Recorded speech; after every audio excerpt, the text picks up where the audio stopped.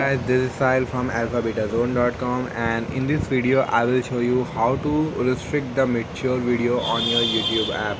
So if you want to restrict the mature video on your YouTube app, you can need to do this setting in order to off the mature video on your YouTube app. First you need to open your YouTube app, and here you will see that there is option of profile pic. Click on it.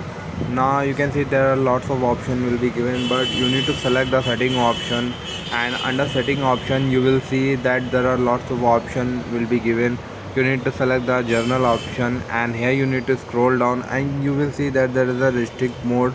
You need to toggle off this toggle on this feature, and now all your mature video will be restricted on this YouTube app.